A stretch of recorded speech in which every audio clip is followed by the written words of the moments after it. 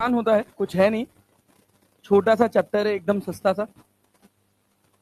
हाँ, इसीलिए तो पढ़ा रहा हूँ यार दोबारा से। देखो इधर ध्यान दो, टेम्परेचर सबसे पहली बात होती है जब हम बात करते हैं हीट का, तो हीट का बेसिक ज्ञान हमको तभी होगा जब ये ट्रांसफर होगी। क्लियर? अब मान लो कोई चीज गर्म है तो कैसे पता चलेगा गर्म है? जब छू के देखोगे तभी तो, या उसके बगल से हीट आ रही होगी जब वो तुमको किसी तरह से फील होगी तभी तो। फील हुआ है मतलब ट्रांसफर हुआ है कि नहीं हुआ है? हुआ है ना? तो बिना ट्रांसफर के हीट का एहसास नहीं हो सकता, इसी वजह से इसको हम पढ़ते हैं हीट ट्रांसफर। हीट ट्रांसफर का एक और हिस्सा होता है, उसको बोला जाता है थर्मोडाइनमिक्स। बताए थे कल मोटा मोटा हिसाब इसका।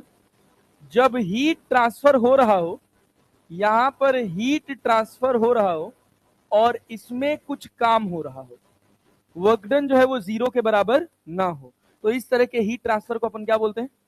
थर्मोडाइनमिक्स। जैसे अपना एसी है, एसी है, एसी में क्या हो रहा है? अंदर की हीट कहां जा रही है? बाहर, लेकिन बिना कंप्रेसर के जाएगी क्या? नहीं।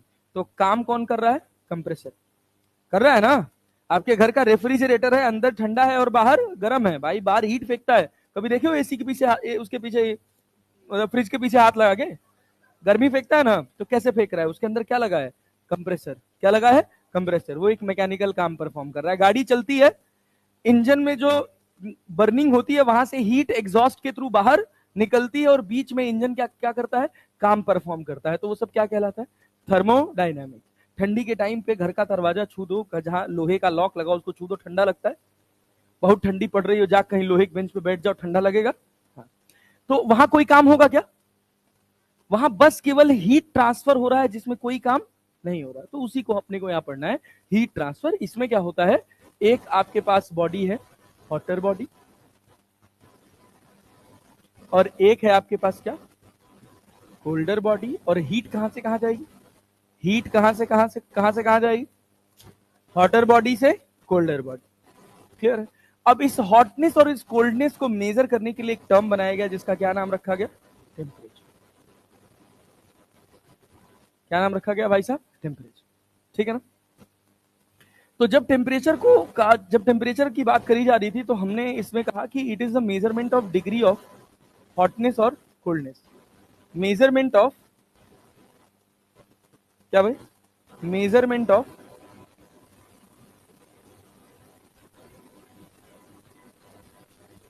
डिग्री ऑफ हॉटनेस और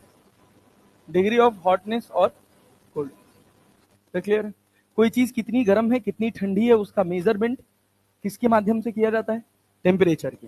तो जनरली 3 तरह की स्केल है, बट किसी कॉमन तरह की स्केल से भी अपन काम चला सकते हैं। तो होता क्या है कि जब हम ये बात जानते हैं कि अगर मान लीजिए हम किसी सब्सटेंस को हीट दे रहे हैं, तो क्या हमें पता है कि वो सब्सटेंस एक्सपैंड करता है? अरे करता है कि नहीं करता है? हमने कहा कि भाई साहब यहां पर अपने पास 3 स्केल्स हैं। पहली स्केल, दूसरी स्केल, तीसरी स्केल, और एक और अपनी मर्जी से खींच ली हमने, चौथी स्केल। 3 स्केल जो बहुत पॉपुलर हैं वो कौन कौन सी है? एक है अपने पास डिग्री सेल्सियस, एक है अपने पास डिग्री फ़ारेनहाइट, एक है अपने पास केल्विन, और एक अपने मर्जी से कुछ भी मान लो, काशी भैया को मान लो, काशी विश्वनाथ, मनोज, डिम्पल। यस, एक स्केल हमने मान ली क्या? डिम्पल। ठीक है ना? कोई भी स्केल बनाई गई तो सबसे ज्यादा अमाउंट में हमारे पास जो मैटर अवेलेबल था उसमें हमने कहा वाटर। क्या कहा? वाटर। तो वाटर के 2 पॉइंट को मार्क किया है, एक को कहा फ्रीजिंग पॉइंट, जहां पे वाटर फ्रीज करता है, फ्रीजिंग पॉइंट, और दूसरे को क्या मार्क किया? Boiling point. अब मान लीजिए हम कहते हैं इसके अंदर कोई ऐसा मटेरियल भर दिया जाए, इन पाइप्स के अंदर कोई ऐसा मटेरियल भर दिया जाए जो आसानी से एक्सपेंड कर जाए, तो उसको हम बोलते हैं मर्क्यूरी। क्या बोलते हैं? मर्क्यूरी। मर्क्यूरी आसानी से एक्सपेंड कर जाता है, थोड़ी सी भी हीट मिलती है तो वो एक्सपेंशन शो कर देता है। ठीक है ना जी? तो हुआ क्या, इसके अंदर मर्क्यूरी भर दी गई, और जब पानी का टेम्परेचर बढ़ाया गया, जब पानी का टेम्परेचर 100 डिग्री सेल्सियस हुआ ना, तो तीनों स्केल में जो मर्क्यूरी थी वो यहां तक चली गई, तीनों स्केल में। यार भाई ऑब्वियस सी बात है, उसको भाई स्केल का मतलब क्या है कि तुम इसके ऊपर नंबरिंग लगाए हो। अरे बात समझ रहे हो ना? तुम यहां पे भी नंबरिंग लगाए हो, तो नंबरिंग से एक्सपेंशन का क्या लेना देना, समझ रहे हो? उसको अगर फ्रीजिंग पॉइंट से बॉइलिंग पॉइंट के बीच में एल एक्सपेंड करना है, एल लेंथ एक्सपेंड करना है, तो क्या हर ट्यूब में एल लेंथ ही एक्सपेंड करेगी? अरे करेगी। लेकिन एक बात हम जानते हैं, कितना एक्सपेंशन होता है ये डायरेक्टली प्रोपोर्शनल होता है टेम्परेचर डिफरेंस। डायरेक्टली प्रोपोर्शनल किसके होता है? Temperature difference. बात समझ रहे? तो अगर हम एल एक्सपेंशन की बात करें तो यहां पर क्या है? बॉइलिंग पॉइंट, और यहां पर क्या है? Freezing point. इसका नाम रखा जाता है अपर फिक्स्ड पॉइंट, और इसका नाम रखा जाता है लोअर फिक्स्ड पॉइंट रखा जाएगा। तो ये बताओ, अगर हम एल की बात करें तो हम इसको क्या लिख सकते हैं? अपर फिक्स्ड पॉइंट का टेम्परेचर, अपर फिक्स्ड पॉइंट का temperature minus lower fixed point का टेम्परेचर। लिख सकते हैं कि नहीं? अरे लिख सकते हैं कि नहीं? अब मान लीजिए हमने कहा कि हमारा जो पानी है ना, वो बॉइलिंग पॉइंट तक नहीं है, कहीं नॉर्मल किसी जगह तक है, ठीक है ना? इसमें फ्रीजिंग से ऊपर और बॉइलिंग के बीच में। तो फ्रीजिंग से बॉइलिंग के बीच में हमने देखा, यहाँ पानी रखा है, नीचे पानी रखा है, ये फ्रीजिंग और बॉइलिंग के बीच में है। तो हमने देखा कि सब में मर्क्यूरी सेम हाइट चढ़ी। अरे चढ़ेगी कि नहीं चढ़ेगी यार? ऐसा तो नहीं लग रहा तुम्हें कि सब में अलग अलग हाइट चढ़नी चाहिए? नहीं भाई, मर्क्यूरी है, मर्क्यूरी को किस बात से मतलब है? स्केल से कि उसको कितना हीट मिल रहा है, कितना हीट मिल रहा है, कितना हीट मिल रहा है, ये इस बात पे निर्धारित होगा कि यहां जो पानी रखा है वो कितना गर्म है। क्लैरिटी है ना? तो कहा गया कि ये जो x है ये डायरेक्टली प्रोपोर्शनल है, यहां पे कुछ टेम्परेचर होगा कि नहीं होगा? जो भी गिवन स्केल है, अगर ये डिग्री सेल्सियस है तो कुछ डिग्री सेल्सियस होगा, ये डिग्री फ़ारेनहाइट है तो कुछ डिग्री फ़ारेनहाइट होगा, ये कुछ केल्विन है तो कुछ केल्विन, ये कुछ डिंपल है तो डिंपल। अरे क्लियर है ना? तो x बराबर क्या लिखोगे बोलो? x is directly proportional two degree Celsius minus LFP। लिखोगे कि नहीं लिखोगे? लिखोगे ना? अब दोनों को डिवाइड कर दो, b बाई ए कर दो लो। b बाई ए करोगे तो क्या मिलेगा? x बाई एल बराबर degree Celsius minus LFP upon UFP minus LFP। यही फॉर्मूला पूरा स्केल बनाता है। जान गए?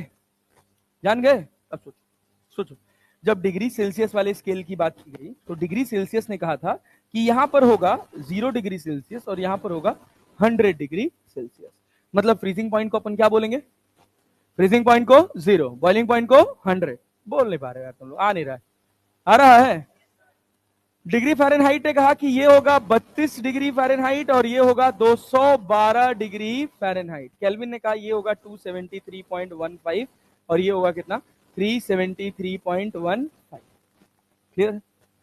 उसके बाद मान लो डिंपल भाई साहब आए। डिंपल भाई साहब ने कहा कि यहां पर होगा कुछ सर मेरा 20 डिंपल और यहां पर होगा मेरा सर 110 डिंपल, कुछ भी लिख लो, एक 20 डिंपल, एक 110 डिंपल। अब इन सारे स्केल्स के बीच में अगर हमको रिलेशन एस्टेब्लिश करना है तो हम क्या करेंगे? देखो,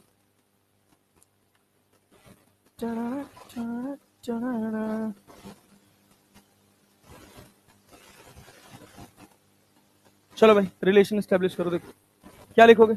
इसको ऊपर वाले को मिटा दो,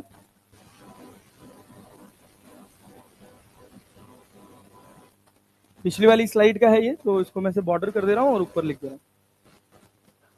समझ जाओगे ना?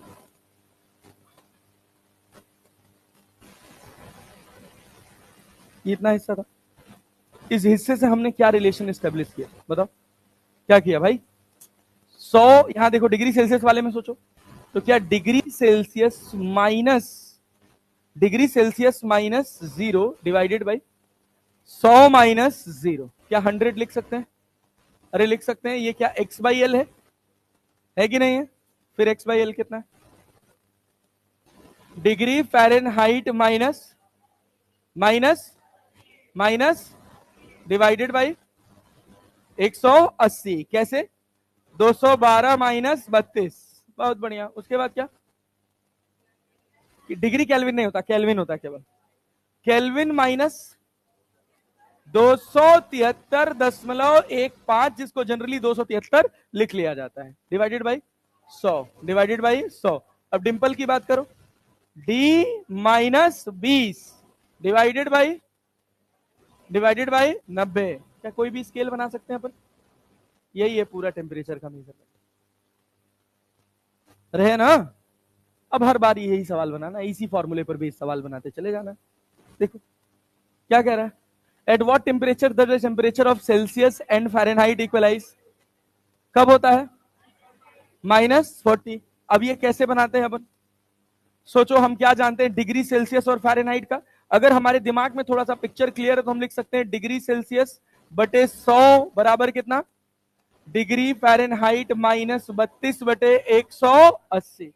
अरे क्लियर है क्या, यहां भी x रख दो और यहां भी x, सॉल्व कर लो जो आ जाए आंसर। x बटे 10 बराबर यहां भी कितना, f की जगह भी क्या रख लें, x माइनस 32 बटे 18। अरे हो गया क्या, तो 8x बराबर, इसको सॉल्व कर सकते हैं यार, यहां से सॉल्व करेंगे तो x बराबर कितना आएगा, -40 डिग्री सेल्सियस, चाहे -40 डिग्री सेल्सियस लिख लो चाहे -40 डिग्री फ़ारेनहाइट लिख लो, क्योंकि दोनों बराबर है ना। सोच और देखो, और कह रहा है कि टू थर्मोमीटर x एंड y have ice point marked as 15 and 25 and steam point marked as 75 and 125.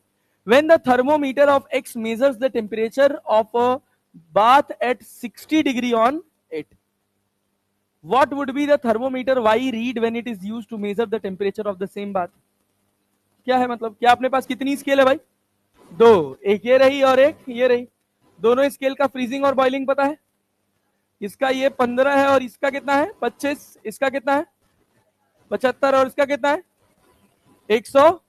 जब इस पे 60 मेजर हो रहा है तो इस पे कितना मेजर होगा, यही तो पूछा है, यही तो पूछा है, तो क्या लिखोगे भाई, यहां क्या लिखोगे, 60 माइनस 15 है बटे 75 माइनस 15, क्या 60 हो जाएगा, अरे हो जाएगा ना, 60 माइनस 15 है बटे 75 माइनस 15 बराबर कितना, y माइनस 25 बटे 120 माइनस 25, 125 था, हो क्या बात है, 125 माइनस 25, 125 माइनस 25 क्या निकाल सकते हो, सारे सवाल जितने हैं इसमें सब इसी पर बेस्ड हैं, लास्ट वाली क्लास में मैंने कराए भी थे, अगर फिर भी आप यहां से लगाना चाहो तो लगा सकते हो, कोई दिक्कत कोई परेशानी नहीं है। अच्छा एक ये सवाल था, ये सवाल था, इसका क्या ग्राफ वाले सवाल थे, तो ग्राफ वाले सवाल को भी एक बार देख लेते हैं, बहुत सिंपल सी बात है। ये बताओ तीनों के बीच में रिलेशन क्या था, डिग्री सेल्सियस बाई 100 बराबर कितना,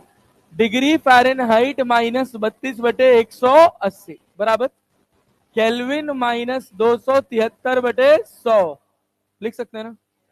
अब तुमसे कहा डिग्री सेल्सियस और फ़ारेनहाइट के बीच का ग्राफ ड्रॉ करो, किसके बीच का, डिग्री सेल्सियस और फ़ारेनहाइट के बीच का, तो यहां से देखोगे तो क्या एक जीरो काट दोगे, यहां तुम्हारे पास हो जाएगा डिग्री सेल्सियस, यहां 2 से कट जाएगा, 2 5 से 10 और 2 9 18, क्या 5/9 डिग्री फ़ारेनहाइट -5/9 इंटू 32 लिख सकते हो, अरे लिख सकते हो, यस, हाँ भैया बताओ। अब इसका रिलेशन अगर तुम खींचोगे, सोचो ग्राफ अगर खींचोगे, मैं कह रहा हूं यहां पर डिग्री सेल्सियस और यहां पर क्या है फ़ारेनहाइट, तो तुमको क्या पता है, बोलो बोलो बोलो, क्या स्ट्रेट लाइन बनेगा, जब डिग्री फ़ारेनहाइट का वैल्यू 0 है तो डिग्री सेल्सियस कितना होगा, -5 गुणे 32 बटे 9, कितना होता है ये, 5 गुणे 32, 5 दूना 10, 5 नहीं 15, हाँ 116, 160 बटे 9 माइनस साइन के साथ, अरे क्लियर है क्या, और यहां से क्या ऐसे स्ट्रेट लाइन खींच दे, और जब मेरा डिग्री सेल्सियस 0 होगा तो क्या ये 32 होगा, अरे होगा कि नहीं होगा। इसको अगर हम स्लोप लिखें तो क्या हम tan थीटा बराबर स्लोप बराबर क्या लिख सकते हैं बच्चा, y बराबर mx प्लस c होता है ना, तो 5/9, 5/9। कई बार तुमसे थोड़ा खेलना होगा तो कह देगा डिग्री सेल्सियस यहां और डिग्री फ़ारेनहाइट यहां, तो क्या हो जाएगा स्लोप 9/5, 9/5, बस खत्म बात। कौन सा जी, f -32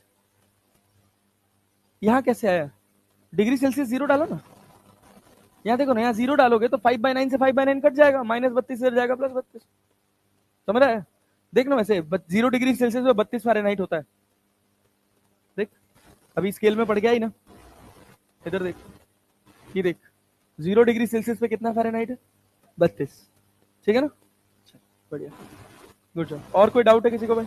अब सोचो ये सवाल है, क्या सवाल है?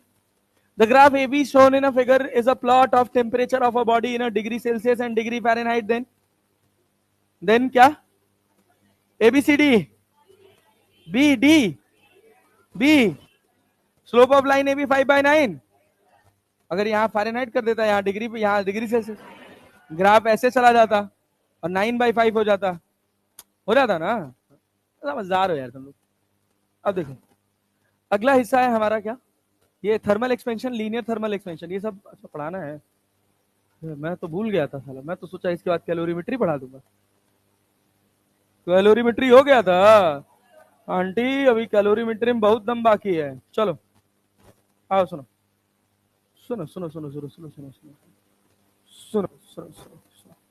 ऐसा करते हैं, इस वाले हिस्से को भी ड्रॉप कर देते हैं, इसका कोई जरूरत नहीं, ठीक है ना? अभी फिलहाल मैं कराऊंगा, डोंट वरी।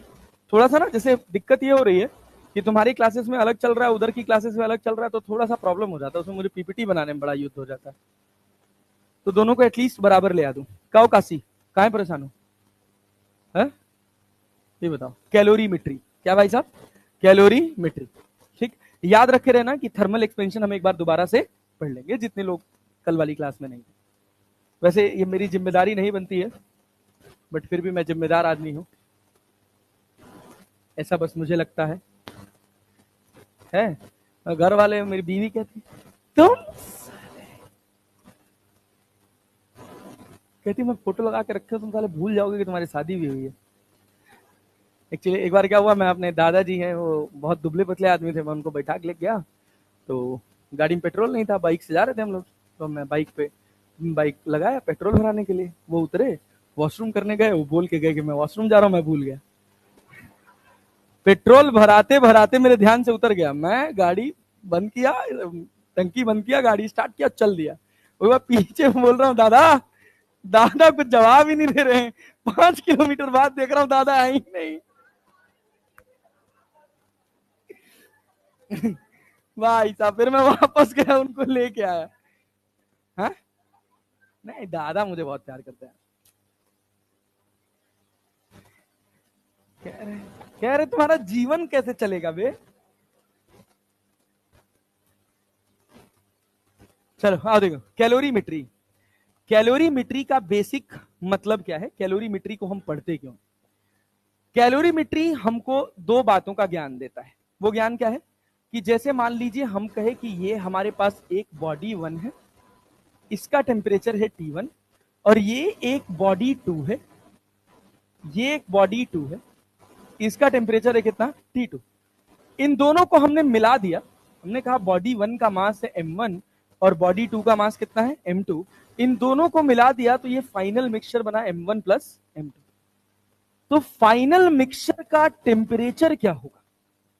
फाइनल मिक्सचर का टेम्परेचर क्या होगा और फाइनल मिक्सचर का स्टेट क्या होगा? इन दोनों का ज्ञान निकालने के लिए हम क्या पढ़ते हैं? कैलोरीमेट्री, ठीक। जैसे मान लीजिए पानी है और आइस है, पानी और आइस को आपने मिला दिया, तो क्या क्या पॉसिबिलिटी है, क्या क्या बन सकता है? आइस बहुत ठंडी है, अगर आप उसमें पानी डाल दिए तो हो सकता है कि पूरा आइस बन जाए, हो सकता है कि पूरा वाटर बन जाए अगर पानी गर्म हो सकता है कि कुछ आइस बन जाए और कुछ वाटर रह जाए, हो सकता है ना, पॉसिबिलिटी हो सकती है ना। इन तीनों स्टेट का ज्ञान हमको कौन कराता है? कैलोरीमेट्री। क्लियर है? कैलोरीमेट्री में कुछ बेसिक इंपॉर्टेंट टर्म्स होते हैं, उनका हमको ज्ञान रहना बहुत जरूरी है। बहुत सिंपल सी बात है, क्या है कि अगर मान लीजिए हम आपसे कहें, ज्यादा ज्ञान हम वाटर पे बात करें, क्लियर? हम कह रहे हैं कि हमारे पास कुछ 100 ग्राम पानी है, 100 ग्राम ऑफ आइस है। यहीं से मैं, इसी सवाल से मैं आपके लिए सब कुछ एक्सप्लेन कर दूंगा। एट मान लीजिए 50 degree Celsius, minus 50 degree Celsius, आप इसको हीट देंगे तो क्या इसका टेम्परेचर बढ़ेगा? सबको ये बात समझ आ रही है? टेम्परेचर बढ़ेगा, लेकिन अब हमको ये ज्ञान करना है कि किस रेट से बढ़ेगा। तो हर मटेरियल का एक टर्म डिफाइन किया गया जिसका नाम रखा गया स्पेसिफिक हीट कैपेसिटी। क्या नाम रखा गया नेता? Specific heat capacity. यहां से तुमको ज्यादा अच्छा फील आएगा। जितनी भी कैलकुलेशन चल रही थी हीट की, वो सब कैलोरी में चल रही थी। किसमें?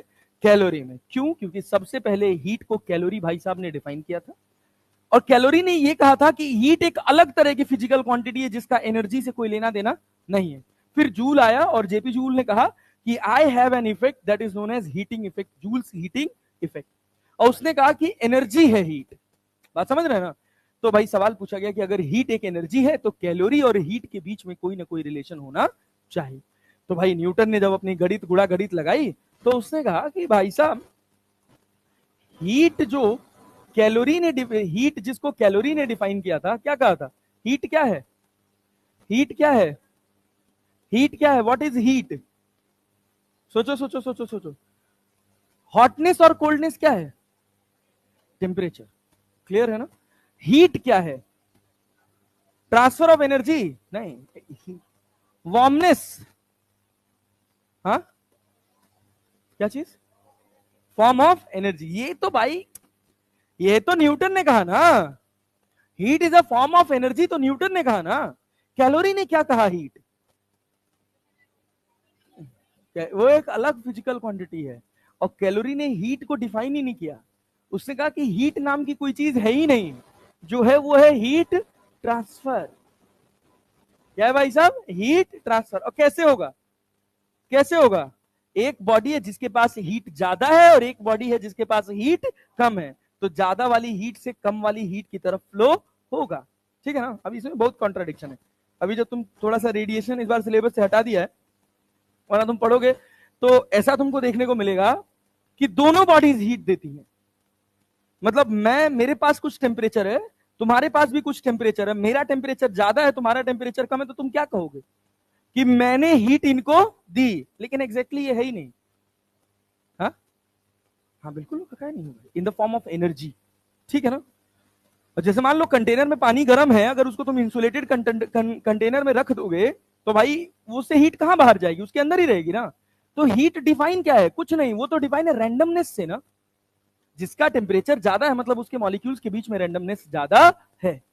यही तो है ना। हीट का एहसास तुमको तब होगा जब वो फ्लो करेगी, तो इसीलिए उसका नाम क्या रखा गया? Heat transfer. अभी जब आगे पढ़ेंगे आप तो पूरा हीट ट्रांसफर का गेम बदल जाएगा। उतना ज्यादा अपने को पढ़ना नहीं है, बट फिर भी जानने के लिए, जैसे मेरा कुछ टेम्परेचर है, इनका भी कुछ टेम्परेचर है।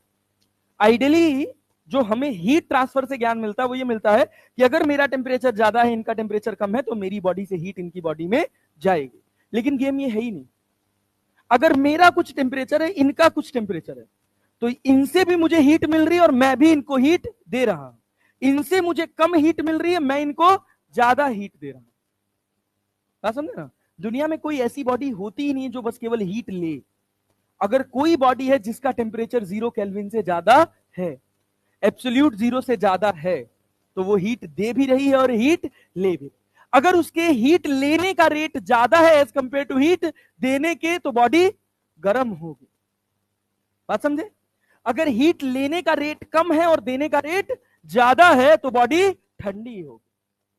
लेकिन ऐसा होता ही नहीं है कि बॉडी, कोई एक आइसोलेटेड बॉडी केवल हीट ले रही है। अरे बात समझ रहे हैं ना? या कोई एक आइसोलेटेड बॉडी केवल हीट दे रहे। तो हम यहां जो पढ़ते हैं हीट ट्रांसफर में, हम उसी एक्स्ट्रा हीट की बात करते हैं जो एक बॉडी से दूसरी बॉडी में गई। कठिन तो नहीं लग रहा है? नहीं, आसान। अभी आगे आएगा, वो सब रेडिएशन में आएगा तो उसकी बात करेंगे। तो भाई जब हीट ट्रांसफर हो रहा था तो कितना हीट ट्रांसफर हुआ उसके मेजरमेंट की बात हुई। तो मेजरमेंट को भाई साहब कैलोरी ने कहा कि भाई हम इसको मेजर करेंगे किसमें? कैलोरी। फिर जूल भाई साहब आए, उन्होंने कहा कि एक कैलोरी जो है ना, ये बराबर है 4.18 जूल के, या इसको अप्रोक्सीमेटली लिख लिया जाता है गणित के लिए 4.2 जूल। एक क्या क्लियर? हीट है भाई, क्वांटिटी कैसी है? क्वांटिटी स्केलर है। और जब अपने भाई साहब आए, क्या नाम था इनका, जूल भाई साहब आए, तो हीट को कह दिया गया it is a form of energy. उसके पहले हीट को हम फॉर्म ऑफ एनर्जी नहीं मानते थे, हीट को एक अलग फिजिकल क्वांटिटी माना जाता था। ठीक है? अरे बात समझ रहे हैं ना? आगे बढ़े। अब सोचिए, अब कहानी ये है स्पेसिफिक हीट कैपेसिटी। अब मान लीजिए हम आपको पानी दे दें और हम आपको एक कोई ऑयल दे दें, और दोनों को हम सेम हीट दें, क्या दोनों का टेम्परेचर एक साथ बराबर राइज करेगा या अलग अलग? अलग अलग राइज करेगा। तो अलग अलग क्यों राइज कर रहा है वो डिफाइन हो रहा है किससे? Specific heat capacity. हर सब्सटेंस का स्पेसिफिक हीट कैपेसिटी अलग अलग होता है। स्पेसिफिक हीट कैपेसिटी का मतलब क्या है कि 1 ग्राम पानी का या 1 ग्राम सब्सटेंस का 1 डिग्री सेल्सियस बढ़ाने के लिए जो हमको हीट चाहिए वो क्या है? Specific heat capacity. क्या है भाई साहब? Specific heat capacity. एस क्या है? Specific heat capacity. तो डेफिनेशन क्या लिखेंगे? The amount of heat required to raise the temperature of 1 gram of substance by कितना? 1 डिग्री सेल्सियस। क्लियर है? उसको एस लिखा गया। तो हर मटेरियल का एस अलग अलग होता है। तो हमसे कहा गया कि अगर मान लीजिए एस क्या है? एस क्या है? एस को अगर हम लिखें तो क्या लिखेंगे? हीट ट्रांसफर्ड पर यूनिट मास पर डिग्री सेल्सियस। अरे क्लियर है क्या? पर यूनिट मास पर डिग्री सेल्सियस। अरे क्लियर है? अगर इसको ऐसे लिखा जाए तो थोड़ा ऐसे थोड़ा अच्छा लगेगा। हीट ट्रांसफर पर यूनिट मास का हीट ट्रांसफर का यूनिट क्या होता है? सोचो, हीट ट्रांसफर, हीट किसमें? या तो कैलोरी में या तो जूल में। अगर हम कैलोरी की बात करें तो हम लिख सकते हैं कैलोरी पर ग्राम पर डिग्री सेल्सियस। लिख सकते हैं ना? लिख सकते हैं ना? अब सोचो, हमने कहा कि m ग्राम सब्सटेंस है। कितना ग्राम सब्सटेंस है? m ग्राम सब्सटेंस का अगर आपको 1 डिग्री सेल्सियस बढ़ाना है तो क्या m इंटू एस हो जाएगा? अरे यार नहीं आया। 1 ग्राम सब्सटेंस का 1 डिग्री सेल्सियस बढ़ाने के लिए कितना हीट लग रहा है? एस। इसी को हम क्या बोल रहे हैं? Specific heat capacity. अरे हाँ कि ना? समझ आ रहा है? यस। m ग्राम सब्सटेंस होता तो क्या हो जाता? ms। क्या हो जाता? ms हो जाता। m ग्राम सब्सटेंस का अगर हम कितना बढ़ाएं? 1 डिग्री सेल्सियस। अगर मान लो हम डेल्टा टी डिग्री सेल्सियस बढ़ाएं तो ms delta T. Unitary method, simple. S हमको ज्ञान देता है कि पर ग्राम पर डिग्री सेल्सियस आपको कितना हीट चाहिए। अगर m ग्राम है तो क्या लिख दोगे? ms। और डेल्टा टी डिग्री सेल्सियस बढ़ाना है तो डेल्टा टी। तो Q बराबर क्या बन गया? ms delta T. Simple unitary method. अरे बात समझे हैं? पल्ले पड़ रहा है? इसको हम क्या बोलते हैं? Specific heat capacity. अगर specific heat capacity of ice की बात करें तो ये होता है 1/2 कैलोरी पर ग्राम पर डिग्री। पर डिग्री केल्विन भी लिखा हो, पर केल्विन भी लिखा हो तो कोई दिक्कत वाली बात नहीं। अरे बात समझ रहे हैं ना? हाँ। क्यों?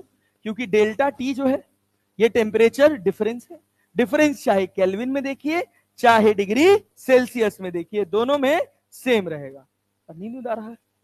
नहीं पक्का जागे हैं ना? सोए हो? नींद लग रहा पूरा हो रहा है कि नहीं? कल ऐसे बैठिए और बैठे बैठे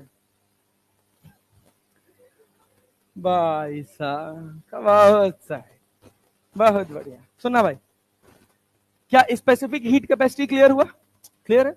तो देखो, जब आइस को आप हीट दोगे तो ये पहले क्या बनेगा? फेज चेंज हमको समझना है एक एक स्टेप में। जब हम इसको हीट देंगे तो ये क्या बनेगा? 100 ग्राम of ice eight 0 degree Celsius. ऐसे फेज चेंज होगा। 100 ग्राम of ice eight 0 degree Celsius. अगर हम गणित की बात करें तो बताओ हम कितना हीट दिए? सोचो हम कितना हीट दिए। क्यू बराबर क्या लिखेंगे? ms delta T. मास कितना है? 100। एस कितना है?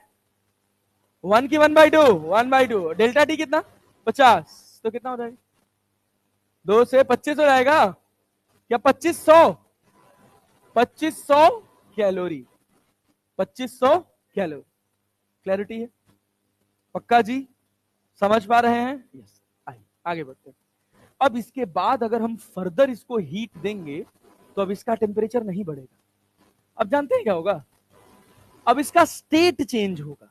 अब यहां से जो आप हीट देंगे तब तक इसका टेम्परेचर चेंज नहीं होगा जब तक ये क्या ना बन जाए, 100 gram of water at 0 degree. ये फेज चेंज आपको याद रखना है। जब तक पूरा का पूरा बर्फ क्या नहीं बन जाएगा, पानी, तब तक कोई टेम्परेचर चेंज होने वाला नहीं। और इसको हम क्या लिख सकते हैं, Q बराबर क्या, ml। यहां पर जो हीट गई है ना, इस हीट को डिफाइन किया जाता है किसके टर्म में, लेटेंट हीट के टर्म में। किसके टर्म में, latent heat. Latent heat define हुई L से। किससे डिफाइन हुई, L से। L को लिखा गया हीट ट्रांसफर्ड पर यूनिट मास। इसको जब हम डेफिनेशन में लिखे, कैलोरी वाली डेफिनेशन में लिखे, हाँ बोलो, कोई दिक्कत? गाड़ी का चाबी किसको जाना है? बैग नहीं लाया यार, भूल गए यार भाई, बैग के पीछे पड़ गया है। अरे वो वेदांतु वाला बैग, वो सुधांशु सर मंगवाए थे, मेरे ऊपर टाल दिए थे कि तुम बोल दो भाई कि तुम्हारी गाड़ी में रखा है। मैंने झूठे बोल दिया मेरी गाड़ी में रखा है, ये रखा सुधांशु सर के घर पे। सुधांशु सर अपना कुछ मंगाए रहे होंगे। लेटेंट हीट L बराबर कितना, हीट ट्रांसफर्ड पर यूनिट मास। हीट ट्रांसफर्ड पर यूनिट मास। लेकिन कैलोरी का जितना गणित चल रहा था वो किसमें चल रहा था, ग्राम में, कैलोरी पर ग्राम में। तो उसने कहा कि हीट रिक्वायर्ड टू चेंज, यहां क्या हो रहा है, टेम्परेचर बढ़ रहा है कि फेज चेंज हो रहा है, यहां पर बस क्या हो रहा है, फेज। तो जो सिंपल डेफिनेशन बनी वो बनी heat transferred per unit mass to change the phase. लेकिन हम आज भी वही डेफिनेशन यूज करते हैं जो कैलोरी ने बनाई थी। क्या बनाई थी, उसने कहा heat required to change 1 gram of solid substance to 1 gram of liquid. अरे क्लियर है?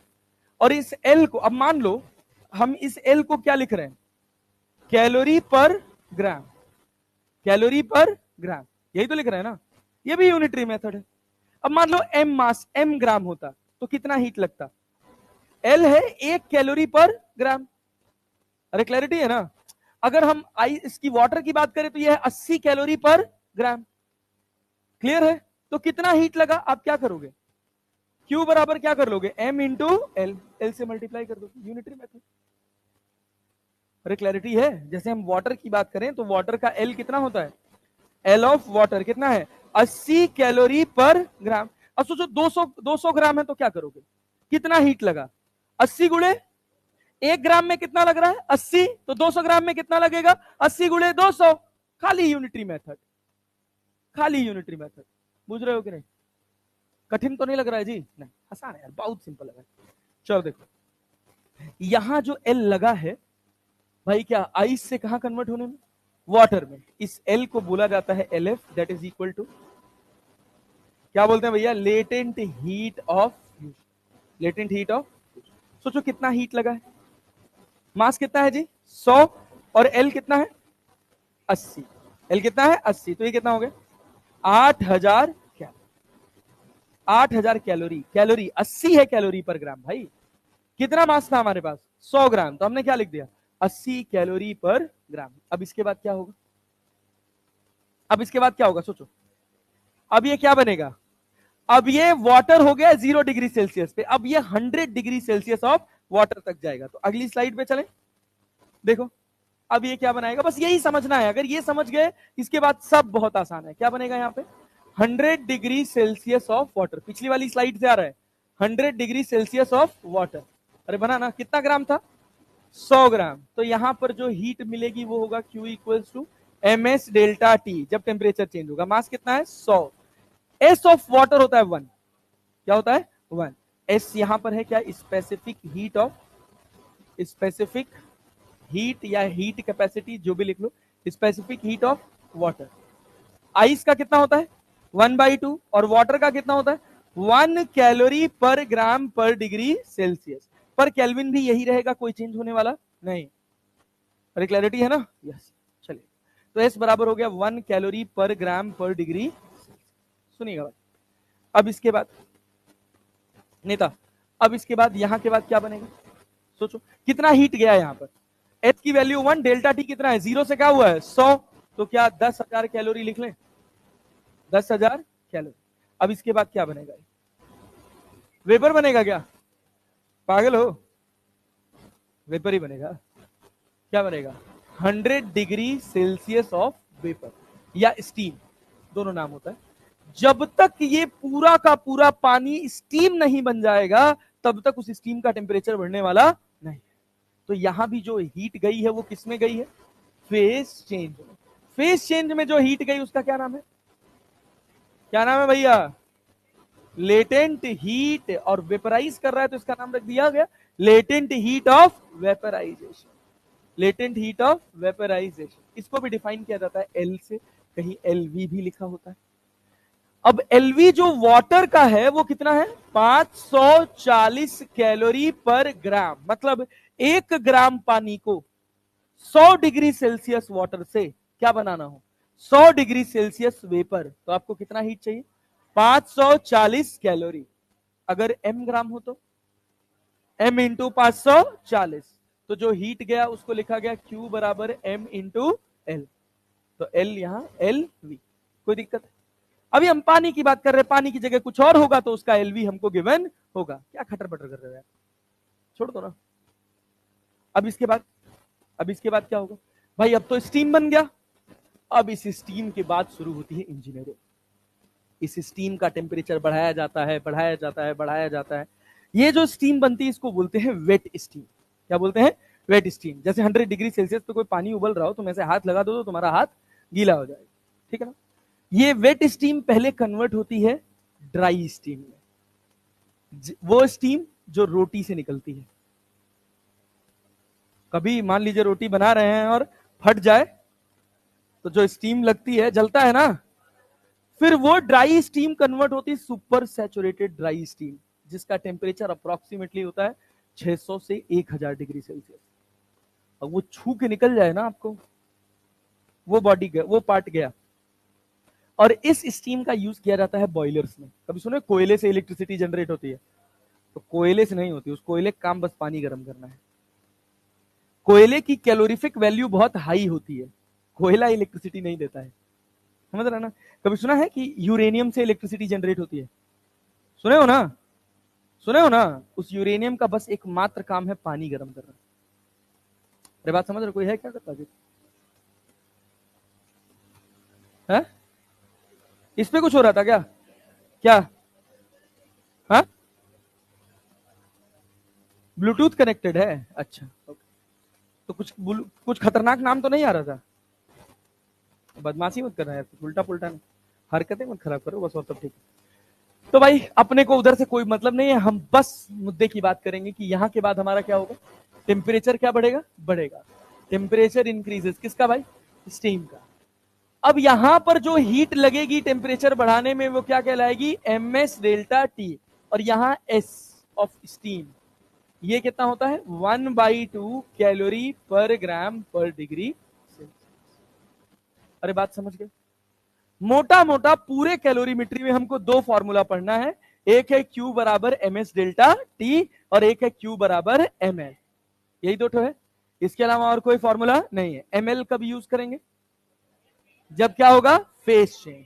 और एमएस डेल्टा टी कब यूज करेंगे, जब टेम्परेचर चेंज होगा। क्या सबका वाटर के लिए, क्या सबका एस और एल याद कर लोगे, यहां खटाक से मुझे सब बता दो जरा। तो एस ऑफ आइस क्या होता है, कैलोरी पर ग्राम पर degree Celsius. S of water कितना होता है, 1 कैलोरी पर ग्राम पर degree Celsius. S of steam क्या होता है, 1/2 कैलोरी पर ग्राम पर डिग्री सेल्सियस।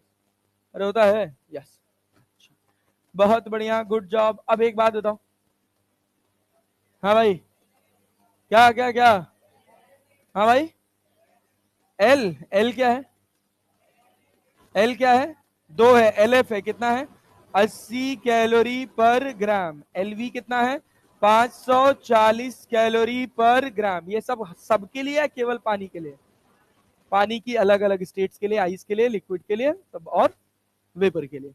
अरे क्लियर है ना? अरे याद कर लोगे ना? Yes sir. और दुनिया भर की इसमें बातें करते हैं, boiling point, melting point, freezing point, ये सब जानते हो कि नहीं जानते हो? नहीं जानते हो? बॉइलिंग पॉइंट जिस टेम्परेचर पर पानी उबलने लगे, मेल्टिंग पॉइंट जिस टेम्परेचर पर कोई भी ऑब्जेक्ट मेल्ट करने लगे, फ्रीजिंग पॉइंट जिस पर फ्रीज करने लगे। सॉलिड से लिक्विड के चेंज को हम क्या बोलते हैं? सॉलिड से लिक्विड के चेंज को लिक्विडिफिकेशन क्या बोलते हैं? लिक्विडिफिकेशन, ठीक है ना? और लिक्विड से वेपर को वेपराइजेशन क्या बोलते हैं? जनरल टर्म है यार। और सॉलिड से वेपर को सब्लिमेशन क्या बोलते हैं? क्लियर है? पक्का ना? बस खत्म, इतना ही तो है। चलो आओ।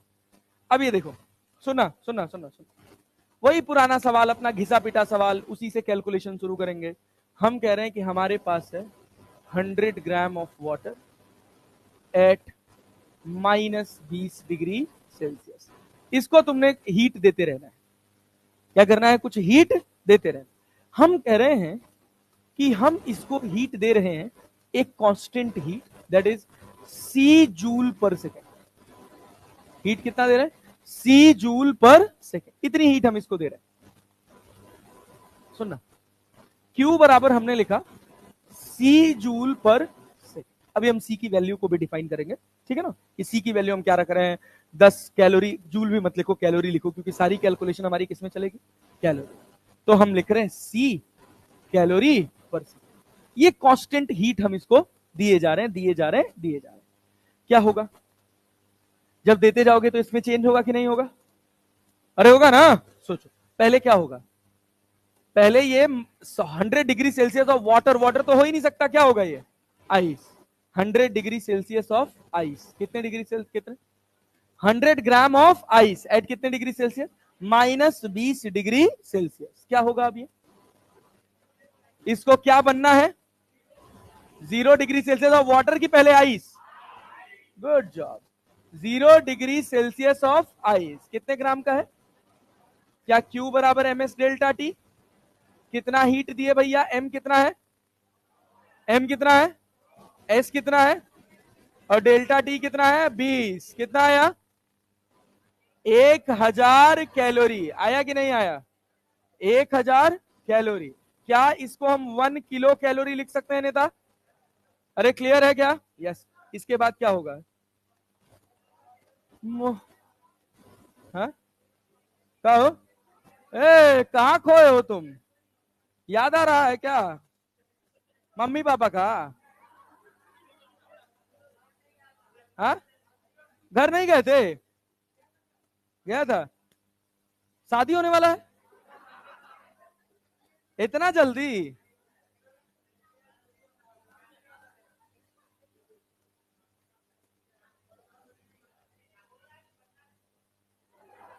इनको मिठाई भी खिला देना। ये आएंगे मिठाई भी खाने। कौन राजस्थान से है? हाँ, राजस्थान में शादियां गजब होती है भाई। एसीपी सर बता रहे थे कि भाई मेरी शादी 23 साल की उम्र में हो गई थी। मैंने कहा बहुत बढ़िया, गुड जॉब। उसके बाद भाई क्या कह रहा था कि फिर भी मेरे घर वालों को लग रहा था कि लेट हो गया है। तो बहुत सही यार, गजब, मेरी भी करवा देते।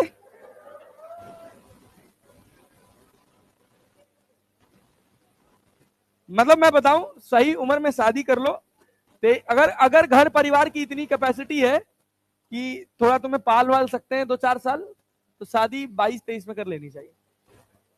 एकदम दिमाग फोकस्ड, सारा डिस्ट्रैक्शन जीवन से खत्म। अब मान लो तुम वैसा टाइप ठहरे कि नहीं, इधर भी घूम रहे हैं उधर भी घूम रहे हैं, तो एक अलग बात है। नहीं तो सही में पहले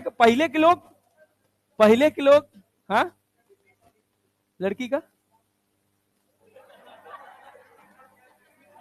मतलब कहीं देखे हो क्या?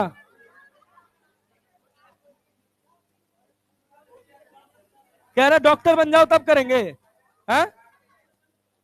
तब तो अब ऐसे अभी से इस माहौल में फंसो, तब तो डॉक्टर बनना तुम्हारा मुश्किल लग रहा है मुझे। अच्छा, उसी वजह से आप बैठे हैं? ओ भाई साहब, शादी में जरूर आना। नहीं ये वाला है यार, ये वाला है। शादी में जरूर वाला वाला नहीं, ये तो उल्टा हो गया। मोटिवेशन से बैठा है। अभी आई थी ना आईएएस, 12th फेल। चलो चलो चलो, ए भाई इधर आओ। यहां पर 0 डिग्री सेल्सियस ऑफ आइस से क्या बनेगा? ये 0 degree Celsius of water. Q बराबर कितना? M into L. एम कितना है? 100। एल कितना है? 80 ना। तो कितना लगा? 8000 कैलोरी। या हम क्या लिख लें?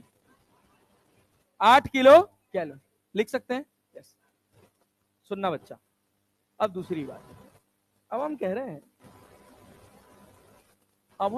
तुमसे क्या कह रहे हैं कि ये 0 डिग्री सेल्सियस ऑफ वाटर हो गया। अब इसके बाद ये क्या बनेगा? 100 डिग्री सेल्सियस ऑफ वाटर। ये पहला पड़ाव है कैलोरीमेट्री का। अगर ये पहला पड़ाव तुम अच्छे से समझ गए तो आगे की चीजें और फिर थोड़ी आसान होने लग जाएंगी। मास कितना है? 100। एस कितना है? 1। डेल्टा टी कितना है जी? 100 है ना। क्या इसको हम 10,000 लिख लें? क्या 10 किलो कैलोरी लिख लें?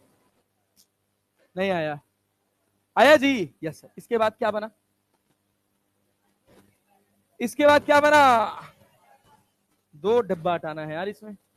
चलो इधर से ऐसे बनाते हैं, आ तो जाएगा। 2 डिब्बा तो एडजस्ट कर ही देंगे। ठीक है भाई सुनो, देखो अब ये क्या बनेगा? 100 डिग्री सेल्सियस ऑफ स्टीम। क्या यहां फेज चेंज हो रहा है? अरे फेज चेंज हो रहा है ना, तो हीट कौन सी जाएगी? लेटेंट हीट जाएगी। क्यू बराबर M into L. M into L. चलो इसका हीट देखो। क्यू बराबर एम इंटू एल। मास कितना है जी? 100। और एल कितना? 80 की 540।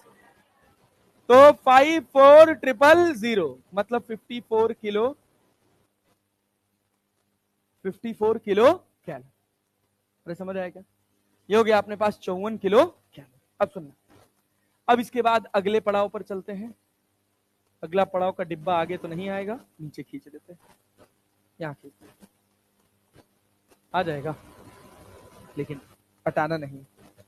सुनो, ये डिब्बा हमारा फाइनल फेज हो गया।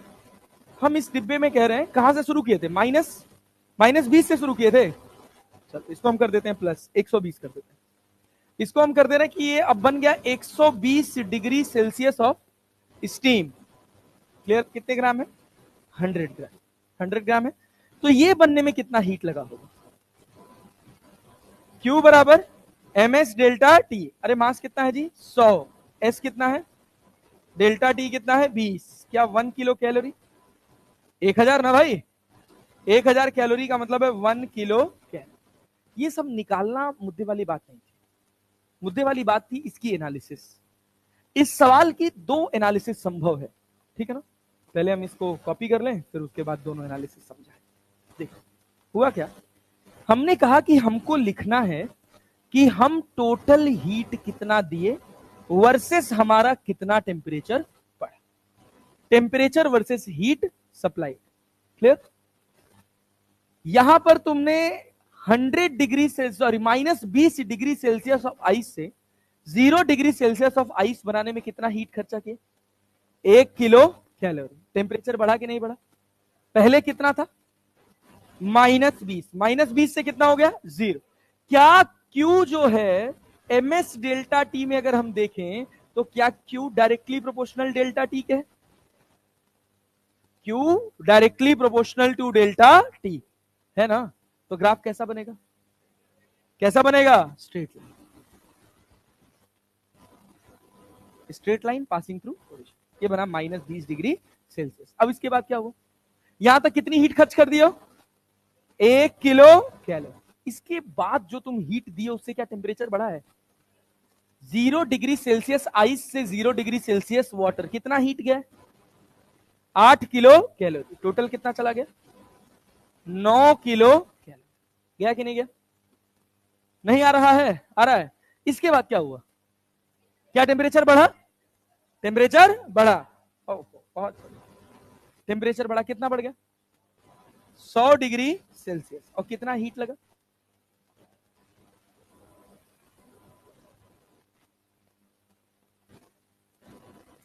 भाई यहां से टेम्परेचर बढ़ा ना, कितना बढ़ा?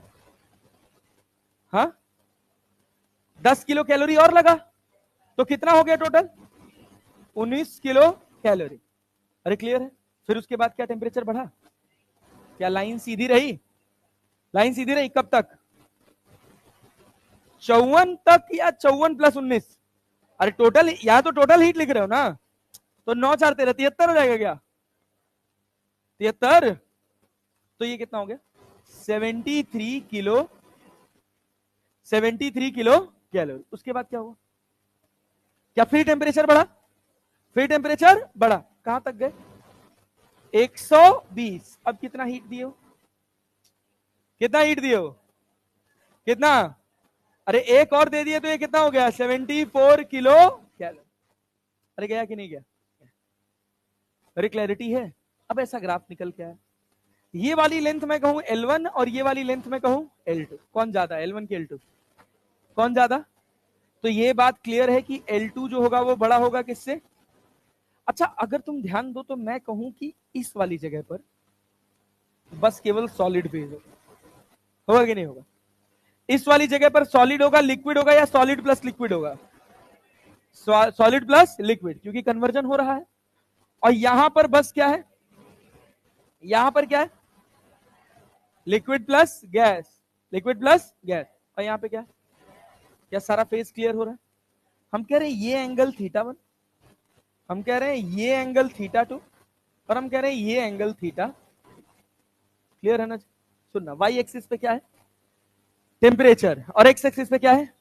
हीट, है कि नहीं है? सोच, क्या y बाई एक्स को अपन स्लोप लिखते हैं? y बाई एक्स को क्या लिखते हैं? स्लोप। सुनते जाना, बहुत बढ़िया पार्ट है। y बाई एक्स को अपन स्लोप लिखते हैं, y पे है डेल्टा टी और x पे है q, और ये बराबर किसके है? स्लोप के। अरे है ना? तो यहां ध्यान से देखो, डेल्टा टी बाई क्यू को क्या 1/ms लिख सकते हैं? 1/ms। और डेल्टा टी बाई क्यू किसके बराबर है?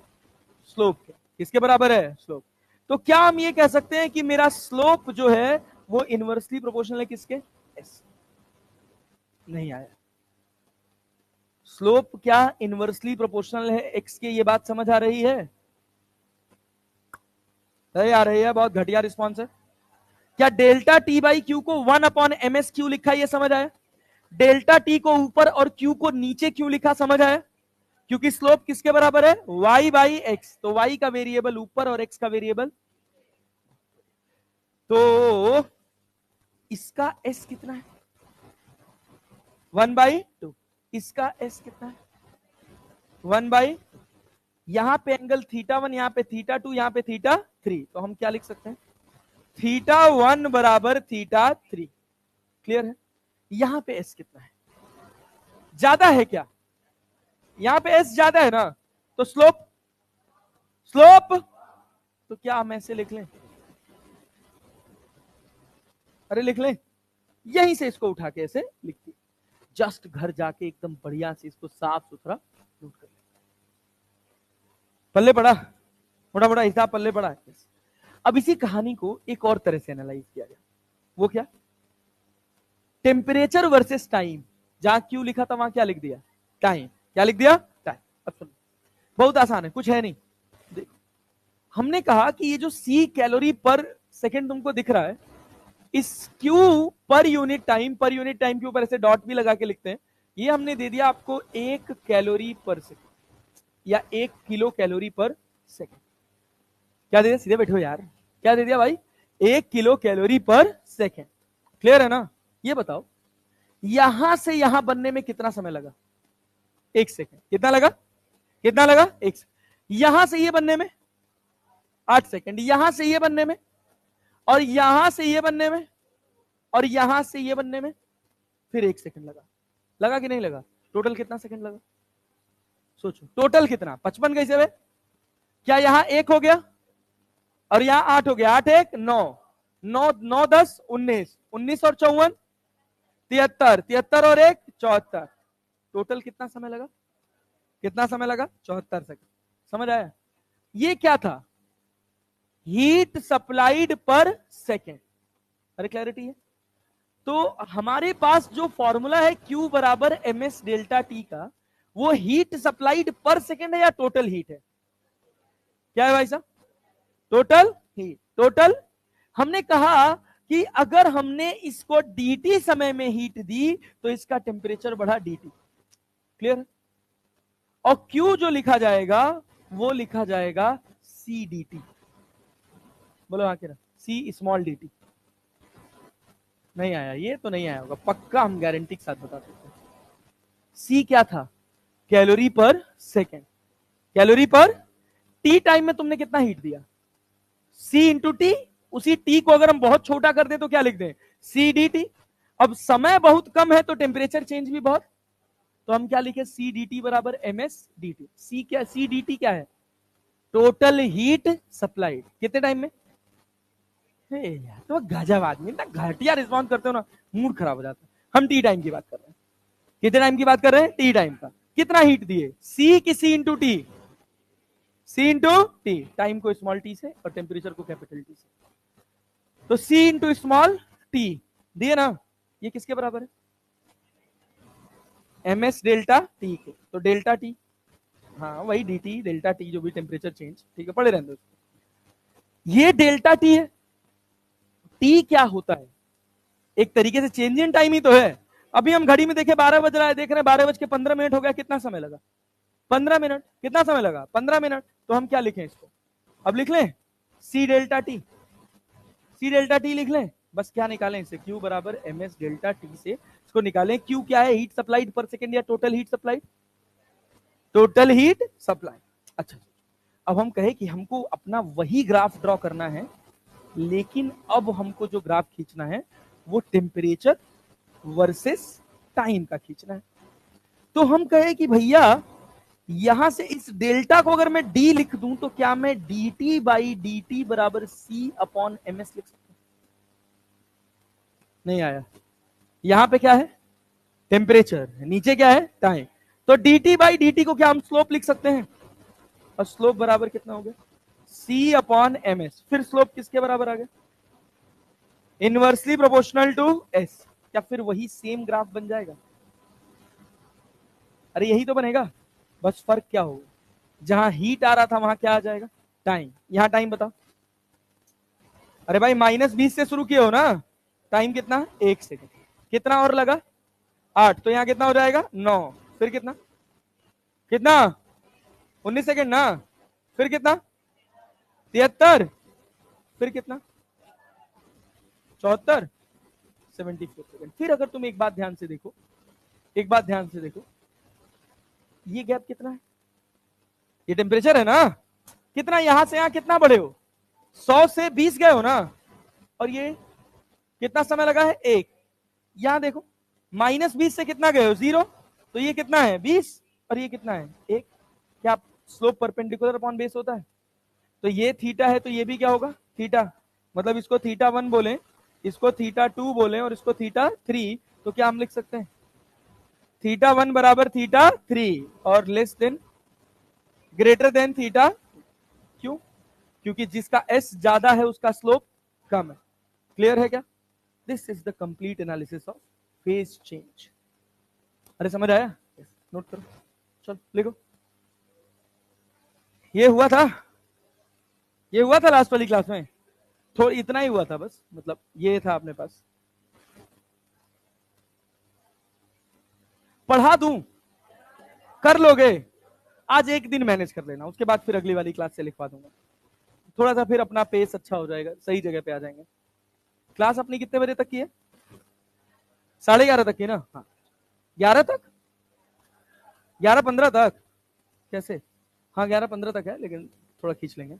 अगली क्लास किसकी है? हेलो, बहुत बढ़िया। हाँ हाँ, मित्र भी मैं थोड़ा क्लास दे रहा हूँ। ये बताओ तो जरा, ये तुम्हारे पास टेम्परेचर है, ये तुम्हारे पास हीट इनपुट है। एक तुम्हारे पास टेम्परेचर है और दूसरा तुम्हारे पास क्या है? Heat input. अभी पढ़ के आए हो। तुमसे कह रहा था temperature of the material what ever the सवाल जो भी है, लास्ट में क्या कह रहा है? What does D represent? D क्या रिप्रेजेंट कर रहा है? Latent heat of liquid. Latent heat of, सोच लो, डीई पूछ रहा है। यहां तुम्हारे पास क्या है, स्पेसिफिक हीट कैपेसिटी, यहां क्या है लेटेंट हीट, यहां क्या है लेटेंट हीट, यहां क्या है स्पेसिफिक हीट, यहां क्या है स्पेसिफिक हीट। तो स्पेसिफिक हीट, रुक जाओ, हवाबाजी नहीं, चारों ऑप्शन पढ़ लो। कह रहा है कि what does slope, what does slope, slope क्या डायरेक्टली प्रोपोर्शनल टू एस होता है कि इनवर्सली प्रोपोर्शनल। तो यहां क्या लिखा है, inverse of heat capacity of vapour. अभी तो बताए हैं भाई, देखो ना, अभी तो तुम्हारे सामने तब से लिख के आ रहे हैं, स्लोप मतलब 1/s। हड़बड़ी में पढ़े ही नहीं चौथा ऑप्शन, सर तीसरा मार के आगे, ऐसे गलती नहीं करनी, ठीक। चल आओ देखो, और आगे बढ़ो, अगला सवाल देखो क्या कह रहा है। बहुत बढ़िया, बहुत आसान आसान है। कह रहा था graph shown in the figure represents change in the temperature of 5 kg of substance. कितना केजी सब्सटेंस है, 5 kg। मास कितना दे रखा है, 5 kg। Absorbs heat at constant rate, किस रेट से हीट एब्जॉर्ब कर रहा है, 42 किलो जूल पर मिनट। ये क्या हीट है कि dq बाई dt है, dq बाई dt कितना दे रखा है, 42 kilo joule per minute. The latent heat of vaporisation of the substance. तो वेपराइजेशन कहां हो रहा है ग्राफ में, बोलो वेपराइजेशन कहां हो रहा है, वेपराइजेशन कहां हो रहा है, क्या यहां से यहां के बीच में हो रहा है, कितना देर वेपराइजेशन हुआ है, कितना मिनट पर मिनट, हीट कितना मिल रहा है, 10 मिनट में कितना मिला, 400। तो टोटल हीट मिला 400, 420। इसमें क्या हुआ, टेम्परेचर चेंज, इस हीट से बस क्या हुआ, फेज चेंज। क्या चेंज हुआ, क्या चेंज हुआ, तुमसे पूछा क्या, the latent heat of vaporisation of the substance. तो ये तुम्हारे पास क्या है, 420 जूल की किलो जूल, आंसर भी किलो जूल में दे रखा है, पढ़े रहने दो। यहां मास अपने को कितना है 5, और एल का ज्ञान अपने को नहीं है, तो 420/5 कितना, कितना कितना 84, 84 क्या हो गया किलो जूल पर केजी। तो आंसर हो गया 84 किलो जूल पर केजी। इसी वजह से उस ग्राफ पे इतना जोर दिए कि ये सब सवाल देखते ही बन जाए। अरे बात समझ पा रहे हैं, चलिए और आगे बढ़ते, और आगे बढ़ते हैं। ये देखिए, देखिए जरा तो क्या है इसमें, मिलाइए। कह रहा figure shows the temperature of variation when heat is added continuously to a specimen of ice 10 gram at -40 degree Celsius at constant rate. Specific heat of ice is 0.53 calorie per gram per degree Celsius. Latent heat of ice is 80 calorie per gram. Latent heat of water is 540 calorie per gram. मोटा मोटा आपको सारा data पता है ना। ये बताइए mass given है क्या, कितना ग्राम है, 10 ग्राम। Q1 बता सकते हैं क्या। सबसे पहले जब भी मैच द कॉलम आए तो उसमें तुम एक ऑप्शन ऐसा ढूंढो, सबसे पहला काम कि क्या कोई ऐसा है जिसमें चारों में अलग अलग है, चारों में अलग अलग कोई नहीं है। देखो यहां भी ऐसे, यहां भी ऐसे, यहां पी है, यहां पी है, यहां ऐसे ऐसे, पी है, क्यू है, क्यू है, आर है, क्यू है, इसमें 3 में क्यू आ गया। यहां चारों में अलग अलग किसी में नहीं, चारों में कहीं अलग अलग नहीं है। मान लो चारों में कहीं अलग अलग होता, सबका अलग अलग होता तो हम एक का निकालते अपने आप सेट हो जाता। बात समझ रहे हो ना, यहाँ क्या ऐसा नहीं है, तो एलिमिनेट करना पड़ेगा। तो सोचो Q1 निकालोगे, कितना टेम्परेचर डिफरेंस है जी, 40। तो क्या Q बराबर MS डेल्टा T, पानी है का हो, आइस तो वही मतलब वाटर ही है ना। तो आइस का S कितना होता है 1/2, 1/2, 1/2 क्या होगा, तो भैया 10, क्या 200 कैलोरी आएगा। अरे भाई Q1 बराबर MS डेल्टा T लिखोगे, M कितना है 10, S कितना है 1/2 डेल्टा टी, डेल्टा टी। क्या ये 200 आया जी, मतलब 212 वाले को मिला दें, क्योंकि यहां क्या लिखा है 0.53, हम कहां से सॉल्व किए 0.5, कोई फर्क नहीं पड़ता, हो गया 212। अरे हो गया, मतलब कौन कौन गलत हो गया, 2 और 3 गलत हो गया। अब देखो B मिलाओ, C भी मत मिलाओ, बस खा मिलाओ डायरेक्टली D। डी क्या है, वैल्यू ऑफ Q4। Q4 में क्या हो रहा है, phase change m into L. Mass कितना है, L कितना है 540, क्या 5400 हो जाएगा, 5400, कौन सा, क्या डी ऑप्शन हो जाएगा, हो जाएगा। और मिला के देख लो, सबका आंसर यही आएगा। और तो क्यों निकाल सकते हो ना, बस चीज है यार। ये देखो क्या कह रहा, ये क्या कह रहा, एक बॉडी है जिसका मास कितना किलो है, 5 kilo, falls from a height of 30 metre. कह रहा if it's all mechanical energy is change into heat, जितना मैकेनिकल एनर्जी है वो सब किस में कन्वर्ट कर दिए, हीट में। किस में कन्वर्ट कर दिए, हीट में।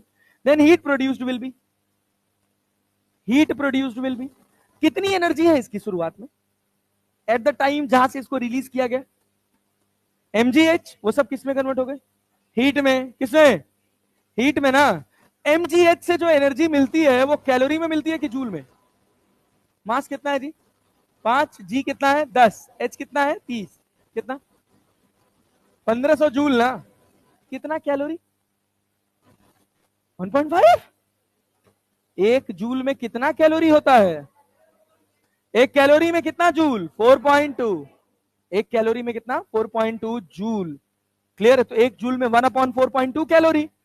तो यहां क्या करोगे, 1500 बटे डिवाइडेड बाई 4.2 कैलोरी। यू 4 से काटो तो जरा, 350। टाइम पास चीज, अरे क्लियर है, समझ आ रहे हो, बहुत कठिन तो नहीं लग रहा है, नहीं साधारण है, आसान है, सिंपल है। और चलो और आगे बढ़ो, लो लो भाई, देखो तो क्या रहा है, the amount of heat required to convert 1 gram of ice to -10 at -10 degree Celsius into steam at 100 degree Celsius. क्या हम लगाएं, क्या हम लगाएं, देखो हम कैसे आंसर करेंगे इसका, चलो मुझवानी करो। पहले -10 से क्या बनेगा, 0, -10 से, -10 से क्या एम एस डेल्टा टी लिखेंगे, मास कितना है 1, एस कितना है 1/2, डेल्टा टी कितना है, क्या -5, मतलब 5 कैलोरी आ जाएगा, लिख लो 5, क्या लिख लिए 5। फिर उसके बाद m इंटू एल, क्या 80 आ जाएगा, मास कितना है 1 ग्राम, 80 5 85, 80 5 85। फिर उसके बाद एम एस डेल्टा टी, क्या 100 आ जाएगा, 100 आएगा कि नहीं आएगा, अरे आएगा ना, मास तो एक ही है, एस का वैल्यू 1 है, डेल्टा टी कितना है 100, तो कितना आ गया 100। और फिर उसके बाद स्टीम भी तो बना, तो स्टीम में क्या m इंटू एल, एम कितना है 1, एल कितना है 500, तो अभी तक कितना हो गया था 185, 185 प्लस 540 कितना हो गया, क्या हो जाएगा 700 कैलोरी की जूल, 725 कैलोरी। कुछ अंधियाए तीसरा मार देंगे, 725 ही तो आएगा ना सर, 725 के नियर बाई 721 है, देखे ही नहीं कि ये जूल है और ये क्या है कैलोरी। तो क्या जूल को कैलोरी में कन्वर्ट कर लोगे, मतलब कैलोरी को जूल में क्या करेंगे, 4.2 मल्टीप्लाइड बाई 725, 700 को 28 मतलब 3028। अरे आया, टाइम पास चीजें हैं भाई, मैं कुछ नहीं है। अब सुनो, अब हमारे पास 15 मिनट का समय है और मैं एक भौकाली सी चीज तुम्हें सिखाता हूँ। और देखो भौकाली सी चीज क्या है, सीखने वाली। अब सुनना, अब यहां से कैलोरीमेट्री शुरू होगा, क्लियर है। एक सिंपल सा तरीका बताऊंगा, हो सकता है कि इनिशियली वो तुमको थोड़ा लंबा लगे, लेकिन ये इतना स्टैंडर्ड है कि ये चाहे सवाल कठिन हो चाहे सवाल आसान हो, कभी आपको धोखा नहीं दे, और 100% आपको समझ आएगा अगर आप दिमाग खोल के बैठे, ठीक है ना। कैलोरीमेट्री को बेसिकली हम जितनी कहानी पढ़े हैं, ये पढ़े हैं बस एक चीज के लिए, जिसको बोलते हैं law of mixing. Law of mixing क्या कहता है कि अगर एक लिक्विड है, दूसरा लिक्विड है, या एक सॉलिड बॉडी है या दूसरी बॉडी है, किसी भी स्टेट में हो, अगर आप दोनों को मिला देते हैं, एक का टेम्परेचर ज्यादा है एक का टेम्परेचर कम है, तो there will be a heat transfer, और लास्ट में एक इक्विलिब्रियम टेम्परेचर बनेगा, यही तो बचेगा। अब जैसे मान लीजिए लॉ ऑफ मिक्सिंग के वैसे रूल में यह लिखा जाता है कि heat loss equals to heat gain, heat loss equals to heat gain. अरे क्लैरिटी है ना जी, चलिए आइए देखिए, अब हम इसमें अगर बात आगे करें तो मान लीजिए हम आपसे कहें कि ये आपके पास एक कंटेनर है, ये आपके पास दूसरा कंटेनर है। सोचिए, बहुत आसान होता है। हम कह रहे हैं यहां पर भरा हुआ है -20 डिग्री सेल्सियस ऑफ आइस और इसका मास है 100 ग्राम। कितना भाई साहब? 100 ग्राम। और यहां पर आपके पास है 40 डिग्री सेल्सियस ऑफ वाटर और इसका मास है 200 ग्राम। कितना मास है भाई साहब? 200। अगर आप इन दोनों को मिला देंगे तो फाइनल मिक्सचर कितने ग्राम का होगा? फाइनल मिक्सचर कितने ग्राम का होगा? 300 ग्राम का होगा। ये तो अपने को क्लियर है। ये फाइनल मिक्सचर क्या क्या हो सकता है उसकी पॉसिबिलिटी सोचो। हो सकता है कि पूरा आइस बन जाए, हो सकता है कि पूरा वाटर बन जाए, हो सकता है कि कुछ आइस हो और कुछ, अपने को कोई ज्ञान। ऐसी स्थिति में इन दोनों के बीच में दो न्यूट्रल पॉइंट आते हैं। न्यूट्रल पॉइंट किसको किसको कहते हैं? 0 degree Celsius of ice, 0 degree Celsius of water, 100 degree Celsius of ice, 100 degree Celsius of 100 degree Celsius of water and 100 degree Celsius of steam. वो पॉइंट जहां पर फेज चेंज होता है। कहां कहां फेज चेंज हो रहा है? 0 डिग्री सेल्सियस आइस से 0 डिग्री सेल्सियस वाटर। आप अपनी इच्छा अनुसार जो मन करे, जैसे इन दोनों के बीच में जो इक्विलिब्रियम पॉइंट आ सकता है, जो हम मान सकते हैं, वो दो चीज मान सकते हैं, या तो ये पूरा आइस बन गया या तो ये पूरा वाटर मान सकते हैं। तो इक्विलिब्रियम पॉइंट हमेशा लिखेंगे, उसी इक्विलिब्रियम को लिखेंगे। ये लिखने का एक तरीका है, उससे हमारा सवाल आसानी से और बेहतर तरह से बिना किसी गलती के निकल जाता है। ठीक है, तो हम क्या मानेंगे? मेरी मर्जी, मैं मन करूं या तो 0 डिग्री सेल्सियस आइस मान लूं, या तो मन करे तो मैं 0 डिग्री सेल्सियस वाटर मैं मान और भी कुछ सकता हूं। मतलब इतना स्टैंडर्ड है ये, इतना स्टैंडर्ड है। यहां क्या है? वाटर, और यहां क्या है? आइस। तुम्हारा मन करे तुम 100 डिग्री सेल्सियस ऑफ स्टीम मान लो, तब भी ये तुमको कभी फेल नहीं करेगा। 0 डिग्री स्टीम कैसे बनेगा बे? अरे तो जहां जो एग्जिस्ट करेगा वही तो मानोगी।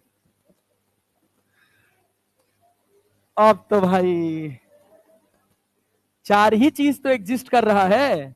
0 degree Celsius of ice, 0 degree Celsius of 100 degree Celsius of water, 100 degree Celsius of, एक पांचवा हम बनाए हैं sir, 0 degree Celsius of steam.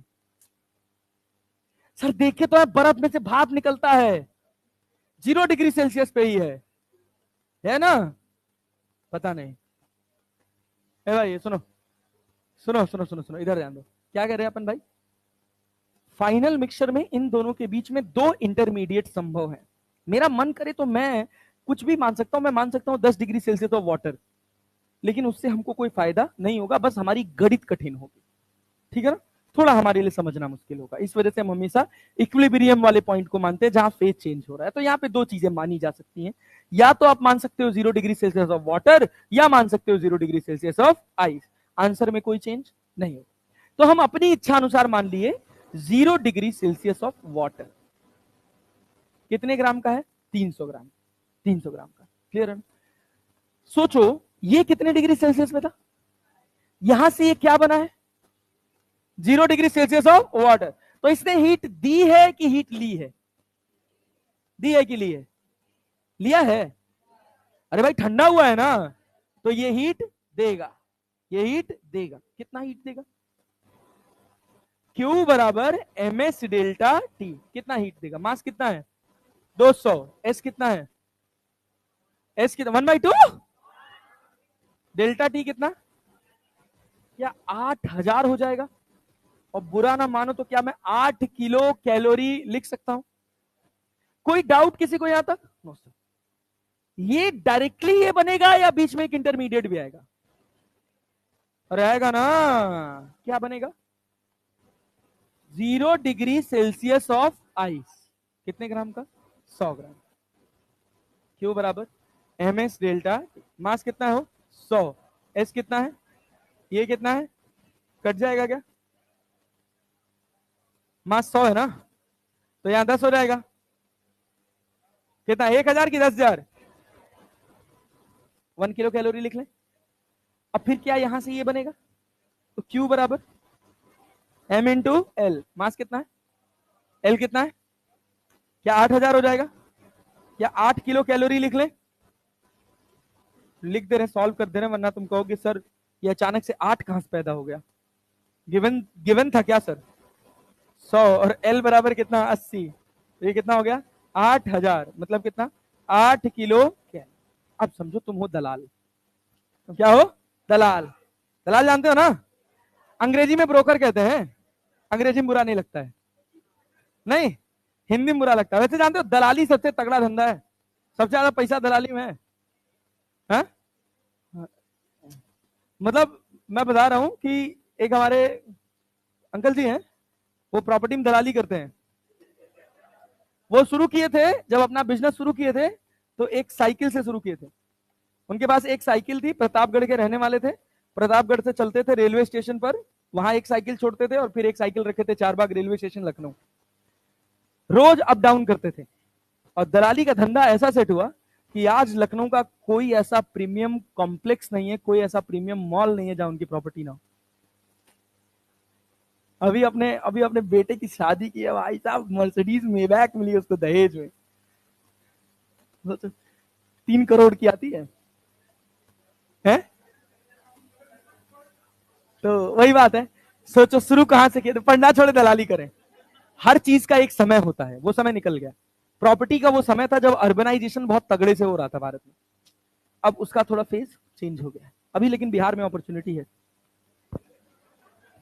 Bihar में बस दिक्कत एक चीज की है, बिहार पूरे बिहार का एक प्रॉब्लम है, यहाँ जिसके पास पैसा उसके पास बहुत पैसा है, जिसके पास नहीं है उसके पास नहीं है, बीच वाला स्टेट नहीं है, इस वजह से यहाँ थोड़ा डेवलपमेंट कम है, बस यही कारण है, और उसके पीछे का बस एकमात्र कारण है कि एजुकेशन का स्तर बहुत नीचे है, मतलब majority of students of Bihar are preparing for government exams, धोखा है भाई।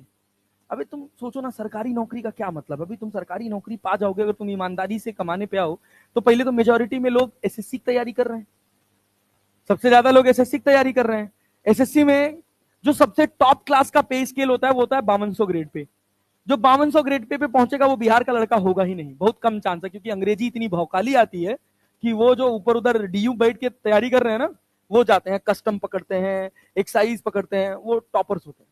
हमें क्या मिलता है 2800 ग्रेड पे, 3200 ग्रेड पे, बहुत उड़ के मिल गया 4200 ग्रेड पे, और उससे हमारी सैलरी बनेगी 70,000 80,000, 80,000 रुपए में तुम क्या कमा लोगे भैया, क्या बचा लोगे, कुछ नहीं होता 80,000 रुपया भाई, लिटरली बता रहे हैं, इतना महीने का ईएमआई भर देते हैं,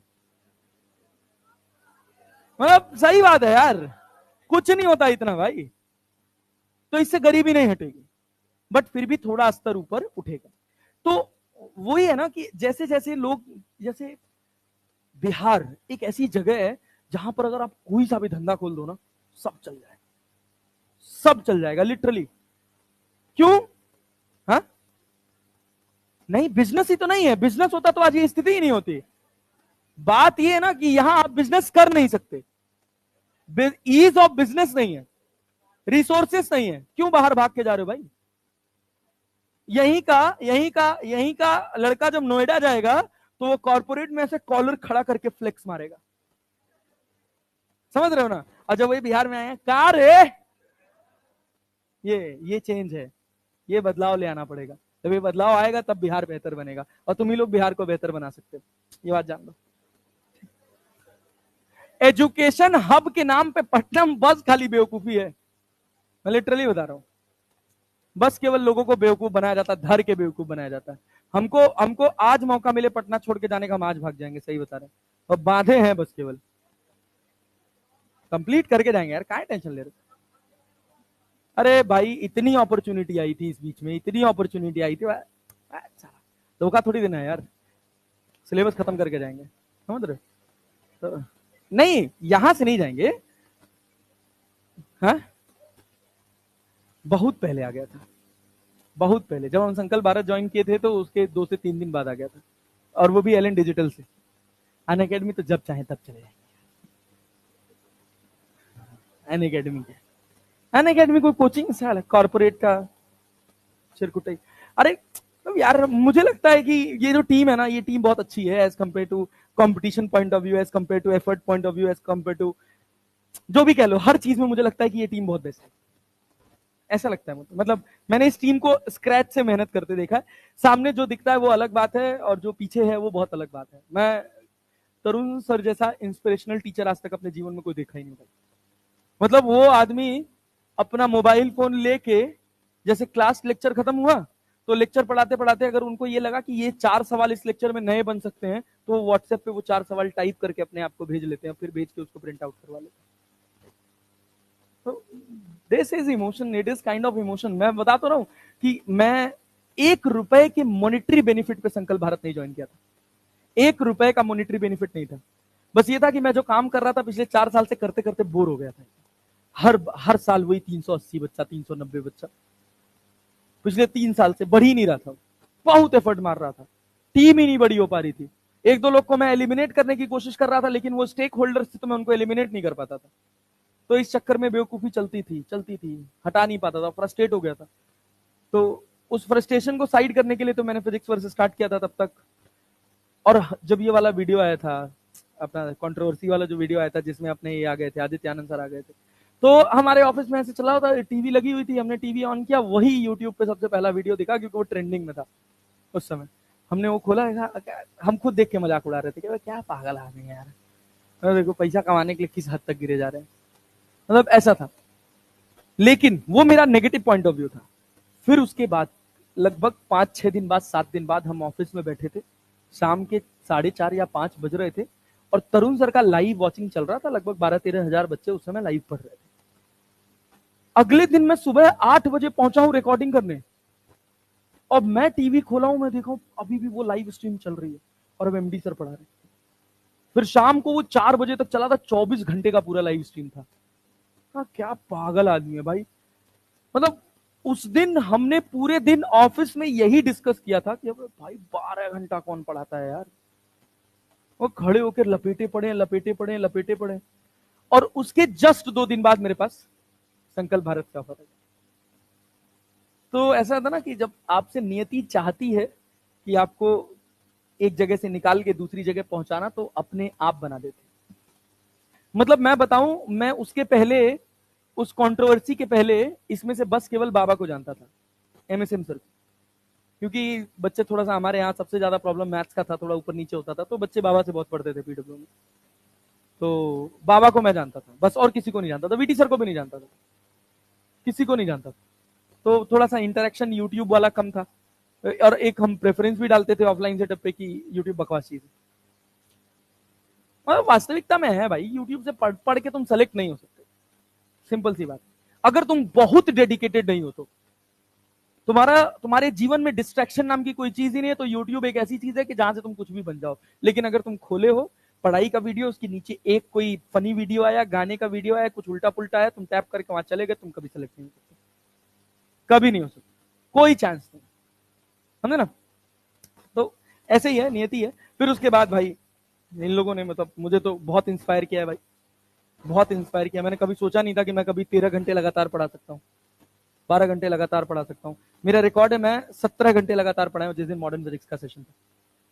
9 घंटे, 9.5 घंटे का वो वाईटी था, और उसके पहले मैं 4.5 घंटे का 2 बैच पढ़ा चुका था। 13.5 घंटा पढ़ाया था। मुझे लगता था कि मैं कभी नहीं, इतना तो नहीं पढ़ा पाऊंगा भाई, चाहे दुनिया इधर से उधर हो जाए। ठीक है ना। तो होता है, यही चेंज होता है, ये सबसे बड़ा चेंज है। इस वजह से मैं इस टीम का बहुत बड़ा फैन हूं भाई।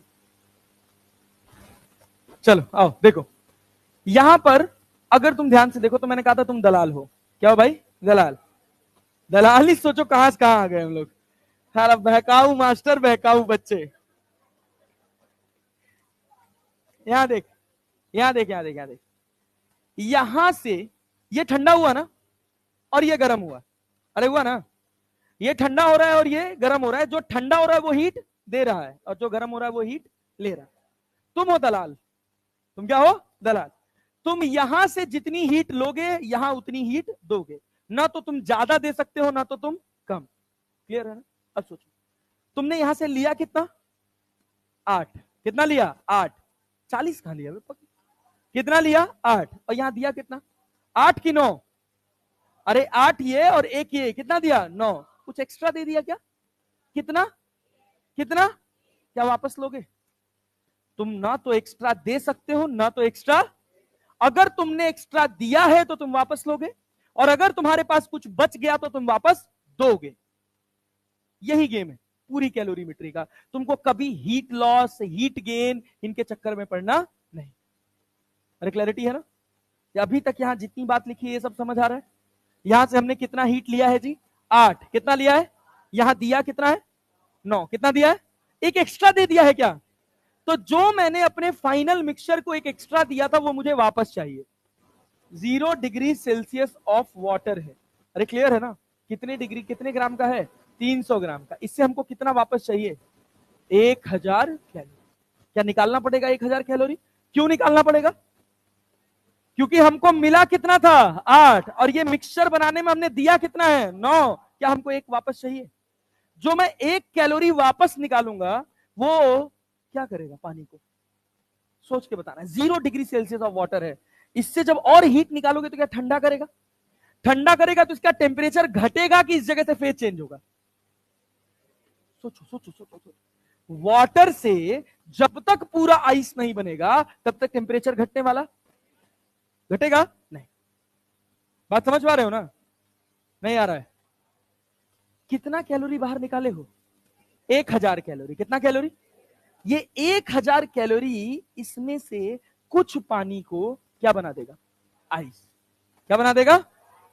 समझ पा रहे हो? यही इसका पूरा कॉन्सेप्ट है। अब सोचो, क्या ये 1000 कैलोरी पूरे पानी को आइस बना सकता है? Q बराबर m इंटू मास कितना है? 300 ग्राम। और L कितना? 80। तो कितना चाहिए?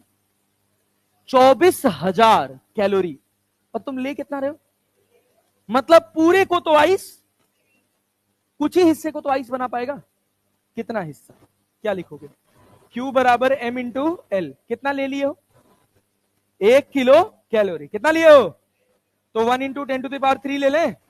मास कितना मास बना अपने को पता नहीं है। L कितना? 80। M बराबर कितना हो जाएगा? 10⁻³ बाई 80 मतलब 100/8। 100/8 मतलब कितना? 4 से काट दें? 25/2 मतलब कितना? 12.5 ग्राम। ये क्या है? पानी की वाटर, मतलब पानी की आइस। क्या 12.5 ग्राम आइस है? था कितने ग्राम का? 300 ग्राम का ना? 300 ग्राम में से 12.5 घटा दोगे तो कितना बचेगा? 87.5। कितना? 287.5। मतलब इसमें हमारे पास फाइनल मिक्सचर जो होगा वो होगा ice plus water. Ice plus water, जिसमें आइस कितना ग्राम होगा? 12.5 ग्राम। और वाटर 287.5 ग्राम पानी। टेम्परेचर कितना होगा? 0 degree Celsius. This is calorimetry. यही है कैलोरीमेट्री। बात समझ पाए? अगर ये पल्ले पड़ जाएगा, मतलब अभी तो तुम देख लो, अगली वाली क्लास में फिर हम यहीं से शुरू करेंगे। अभी 3 सवाल और कराने हैं, इसके 3 टाइप और हैं, और वो 3 टाइप पढ़ने के बाद तुम कैलोरीमेट्री का जो सवाल होगा, जैसे होगा, सब बना लेता हूं। क्लैरिटी है ना? चलिए बहुत बढ़िया, एंजॉय करो, पढ़ते रहो, खुश रहो, मौज काटते हैं।